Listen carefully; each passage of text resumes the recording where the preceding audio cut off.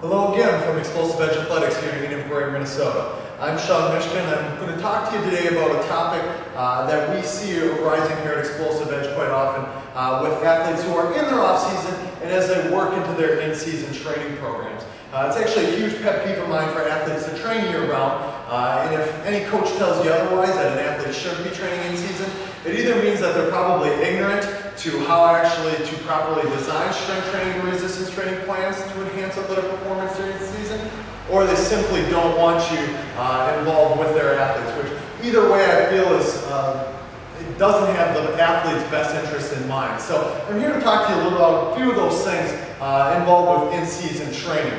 First off, there's a number of different reasons why coaches won't want athletes to be training in season. The first off, they feel that they get enough stimulus from their sport.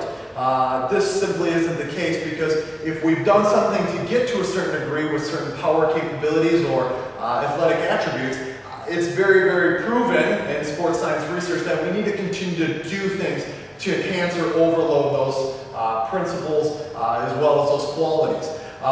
They also feel a lot of times that once an athlete gets to the in-season that they only have to maintain certain athletic attributes.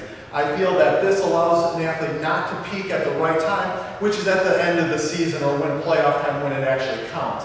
A lot of times coaches also feel like they don't have enough time to devote towards strength training. But again, if an athlete has gotten to a certain degree or a certain position based on this certain protocol of training, again, I feel like someone should continue to do so. They also feel like there's not enough energy to devote, not enough wherewithal because of everything else and all the other stress that's placed on them. So they feel like their bodies are getting too worn down based on practice and so on and so forth to train.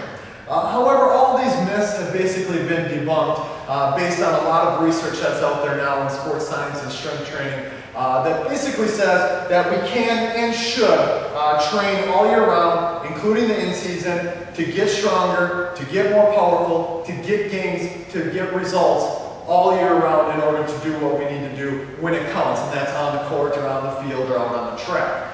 So what we're looking for is power and speed are always at a premium. They should peak, and we can look to peak it when it counts, and that is when playoff time comes around.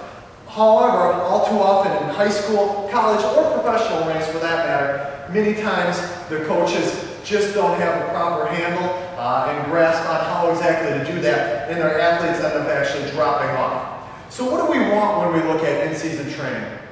First off, we want to look towards mimicking sport-specific tasks and the speeds of execution that they're going to occur. If we can do that during a strength training program, we can also give more and more carryover to what we call game speed, so to say.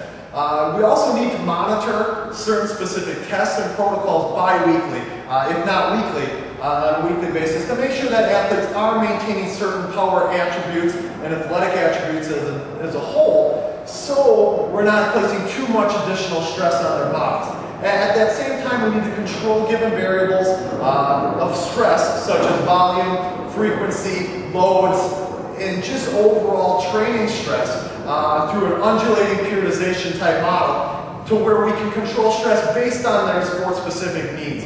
For example, an athlete may have 2 or 3 events in a given week, and we might need to back off on training from a volume standpoint or loads that they're required to absorb and withstand on that given week, but then we can adjust it week by week in order to make sure that when we get where we want to be, which is at the end of the season and the playoff times and where it comes to championship time, our body is also physically most specially prepared to handle and withstand what we need to do.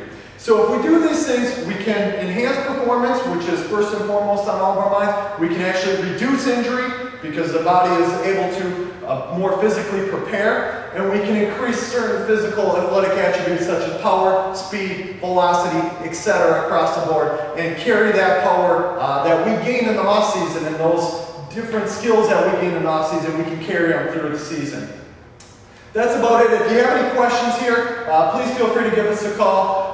You can reach me at Shawn at explosiveedgeathletics.com or go ahead and check out our website, explosiveedgeathletics.com. Also 952-746-9003. Again, for Shawn, Myszka, and Explosive Edge Athletics, this is our August newsletter. Hope to see you again next month. Thank you so much for listening.